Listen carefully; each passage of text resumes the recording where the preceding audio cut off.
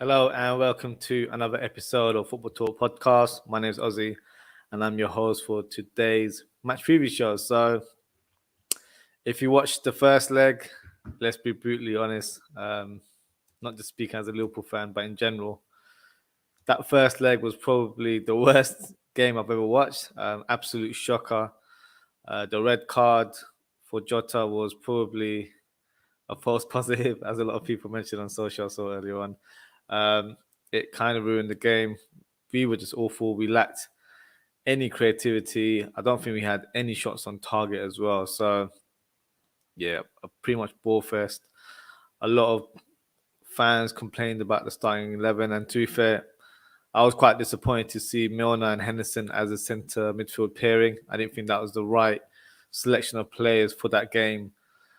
So let's hope there's an improvement in the second leg that hopefully will take place next week. There hasn't been any sort of request to get the match postponed or cancelled.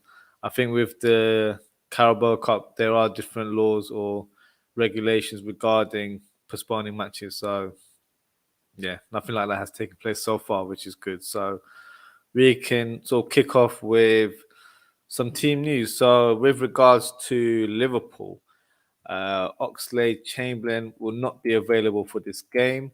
Unfortunately, he suffered an injury, over the weekend.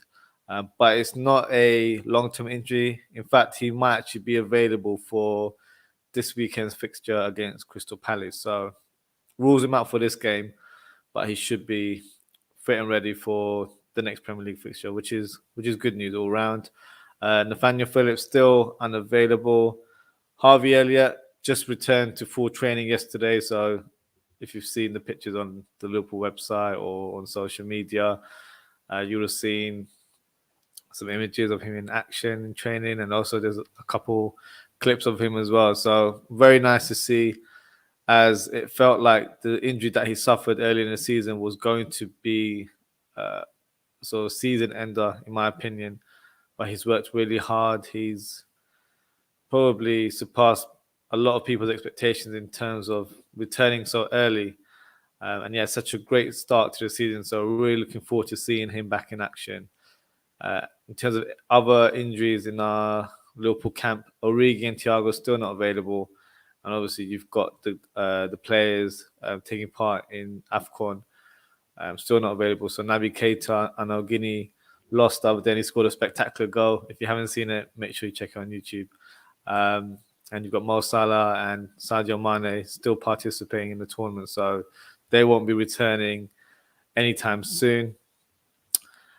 I think that's the Liverpool news. There isn't any sort of further injuries or further sort of information about the starting lineup. As you know, Klopp doesn't reveal lineups before games, so that's how it is. And speaking of not revealing any information, Arteta actually refused to reveal any information regarding availability of his players. So not even the starting lineup. He just didn't want to speak about who's available and who's not. But we can definitely say for sure that Xhaka won't be playing tomorrow, as he's suspended due to the red card he received last week on the foul that he committed on Jota.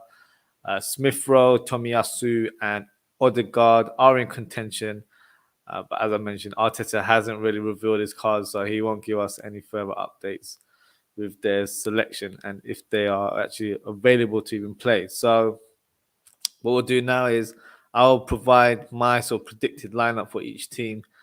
Let me know in the comments what you think. If you have any disagreements or you feel like there might be one or two players that should be involved in the team instead, feel free to let me know. So in regards to the Liverpool team, I think Alisson will be starting in goal. It would have been nice for Kelleher to start, but I think it's a second leg, so we need to try and get over the line and qualify for that final. So I think it's vital that we have Alisson in goal.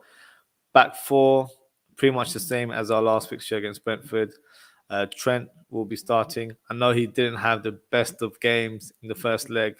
I was quite surprised that he actually started that game due to, he was suffering from COVID and he only had a couple of training sessions as well. So it was for him, it was too soon to be sort of in a big fixture and to play at that sort of level. I think he needed to rest that one out and possibly have started the Brentford game.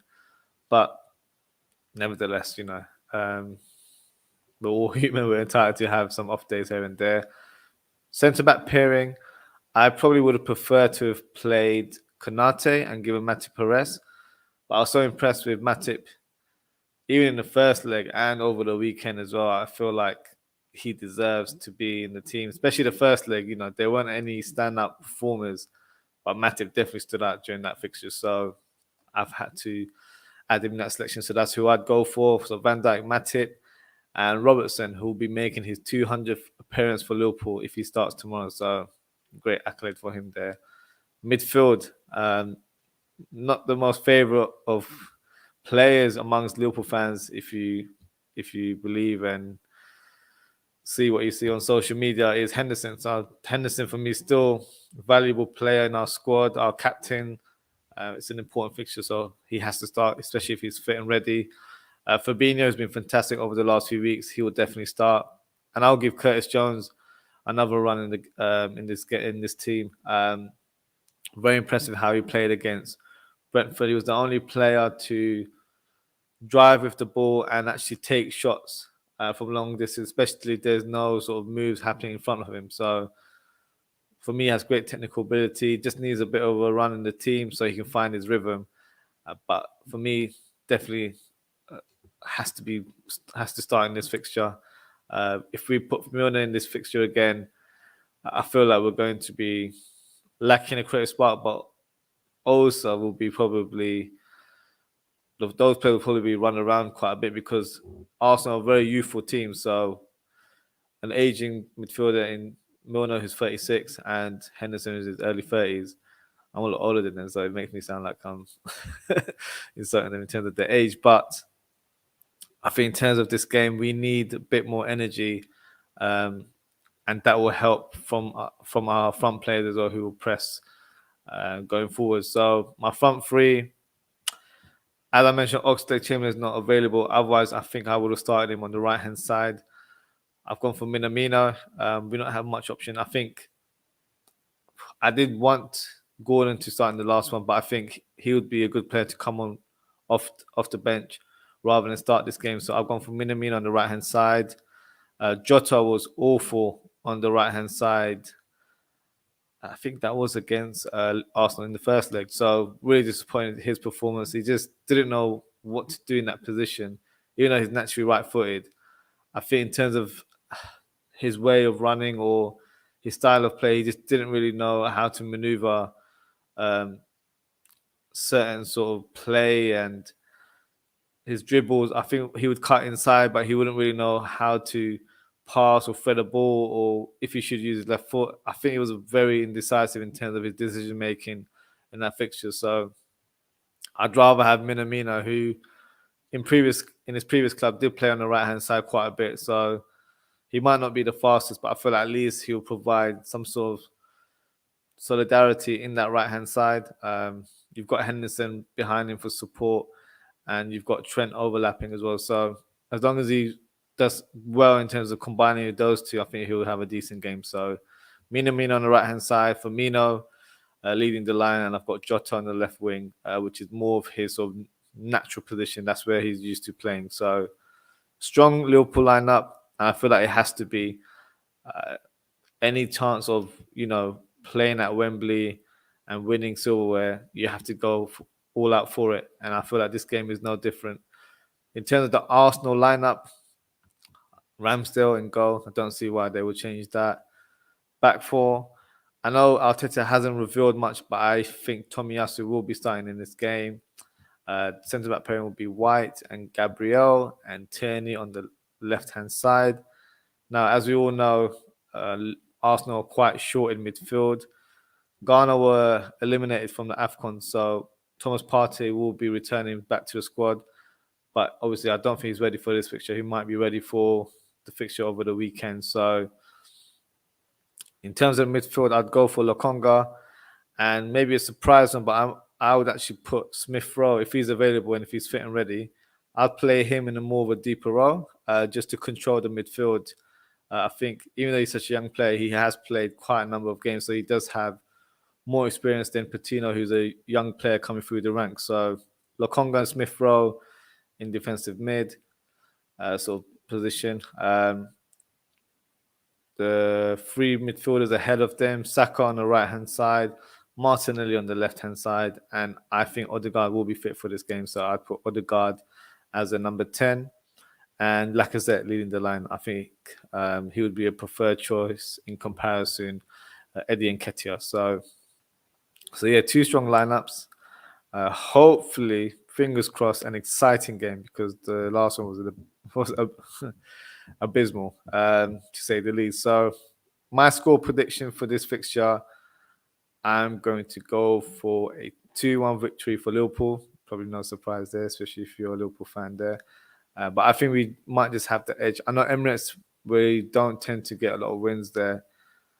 But I feel like we just have an edge in terms of how we've played. We had a great performance over the weekend against Brentford. So hopefully that form can go into this game. In terms of scorers for this fixture, I think Martinelli will score for Arsenal. And I'm going to go for Minamino and Jota to be on the score sheet as well. So let me know in the comments what you think of my predicted lineup and score predictions. I'm sure it will differ to everyone else. So that's why we're here. We're here to have an open discussion. Before we conclude, as we're in January as well, I like to talk about transfers. You know, it's always a nice talking point in every episode. So what we can do is talk about a few stories that I've read today. So one is Saudi Arabian club Al Nassr, who have made an offer to sign Aubameyang on loan. So this is an interesting one because I think it's quite obvious that Aubameyang and Arteta he's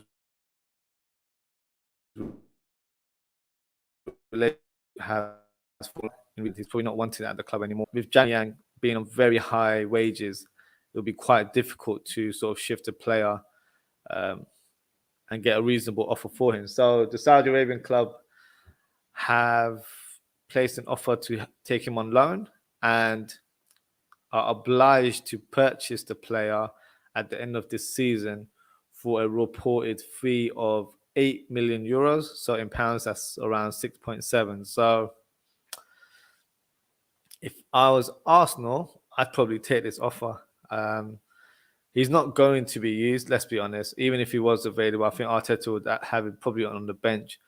But the way Arteta's treated them and hasn't even included in recent squads, it might be best for both the player and the clubs to part ways.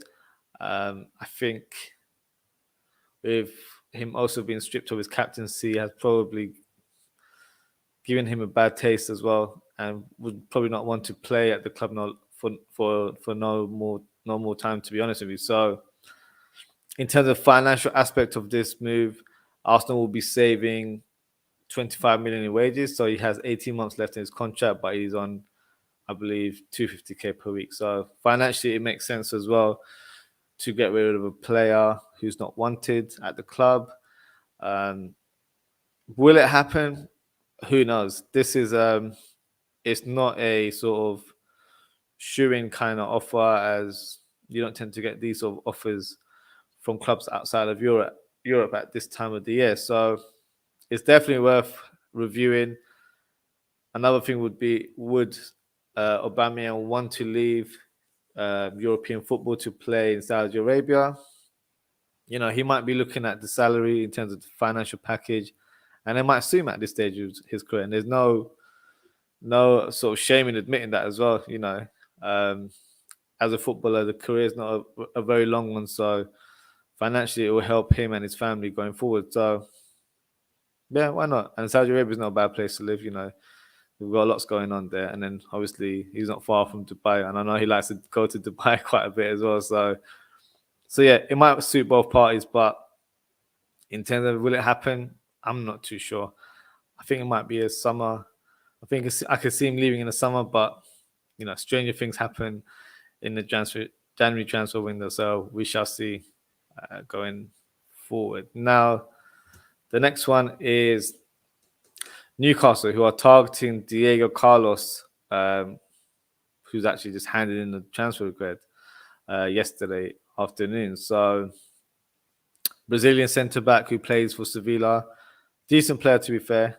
Can be quite rash in his sort of tackles, but a very dominant figure. Good ball ability as well for a centre-back. So a good signing to make for Newcastle. Still a risk because he doesn't have Premiership experience. But at the same time, he does bring quality to the back line. So yeah, there's no sort of harm in going for a player of his caliber. Just got a comment here from Madison Smith. I know Oba's behaviour hasn't helped him, but it is sad it has come to this. I want him to have a proper send-off. I agree. It is a shame in terms of how it's kind of panned out, because when he joined at the club, he was so successful. The fans loved him. He was scoring great amount of goals. There was that season where he was joint top scorer with Mo Salah and Sadio Mane, and he definitely lived up to the bill when he joined the club. So, yes, it's certainly a shame. He seemed like a great character as well, but it's just part of the game. Some managers click with certain players and some don't, and I don't think he clicks with Arteta. I don't think Arteta probably likes the way he is as a character. Maybe he thinks he's a bad influence in the changing room due to Arsenal having a very young team. So if you're a senior player, he probably wants you to lead by example, which is probably why Xhaka's still at the club. I don't think he's of high quality, but he probably brings that leadership within the dressing room. So yeah, it is a shame. I have to be honest. Will he get a proper send off? I don't know, because it seems like Arteta doesn't want him to take any part this season. So, and obviously he's not. I think he's got COVID right now as well. So prayers to him. Hopefully he gets better soon, and yeah, get back on the pitch as well. Whether that's for Arsenal or for another club, we shall see going forward. But back to the Diego Carlos one. So it seems like this move is on the cards of happening. However, there was some news revealed today that an Italian team was interested, but their offer was below the asking price, so they're pretty much out of it. But there is actually another interest from another Premier League club, so they haven't been named. I'm thinking, who would it be? Could be Chelsea, that would want to play in that sort of level with their current centre-back situation right now. So who knows? I don't think he was first choice for Newcastle. I think Newcastle were after Sven Botman, who plays for Lille. But I think Carlos would be a great signing. And if they were able to get Botman in the summer as well, these two defenders as a centre-back pairing would actually be formidable. So, yeah, if they can get one now, one later, it'd work well for the club. So I hope they get the player. But, yeah, it's pretty much still up in the air, to be honest with you. Another story, Jesse Lingard linked to a move to Newcastle. So not a surprise that he's been linked. I'm sure a lot of us, including myself, mentioned it a few weeks back before the January window began, in terms of which sort of players they would target. And I think Jesse Lingard was a lot of people's top 5 in terms of who Newcastle would make an approach for in this window. So I believe a loan approach was actually made earlier today for Jesse Lingard from Newcastle, but Manchester United rejected the offer. So remains to be seen if Newcastle return with a offer of a sort of a higher bid in terms of the loan fee, or they come back with a permanent transfer fee to get a permanent move. So I think they should definitely try and get the player. I think he would definitely add to the team. I wouldn't play him on the wings. That's not his role. I think playing him as a number 10, he'd be fantastic on the counter-attack with his pace. And he scores a lot of goals, which was quite evident in his time for West Ham last season. So yeah, I definitely think he's a player Newcastle should be going for. He'll get goals as well as assists, and adding more quality to that team can only help with their sort of relegation fight this season. So, do I see this happening? I think it will, but we're running out of time. I think it will happen probably closer to the end of the window. That's my prediction there. Another surprising story that I saw today was Mario Balotelli back in the Premier League. So Newcastle have been linked with Balotelli. Apparently, he's been doing really well in Turkey and showing some great form. Is this the right move for Newcastle to make to help return Balotelli back to the Premier League? I'm not quite sure. I think Chris would probably regard as a solid signing for them. I personally didn't think it was a great one, but I'll probably be proven wrong if he helps keep them up. So we'll see how that goes. And I believe they're linked with Ekitike as well, young French striker. So they do need another striker in the ranks. Will be Balotelli? I'm not sure. It's a strange one to bring him back at this stage. Will he be hungry enough to play in the Premier League? I don't know. It hasn't worked at previous clubs in the Premier League, so obviously he was at Man City, which he had a decent spell with, to be fair.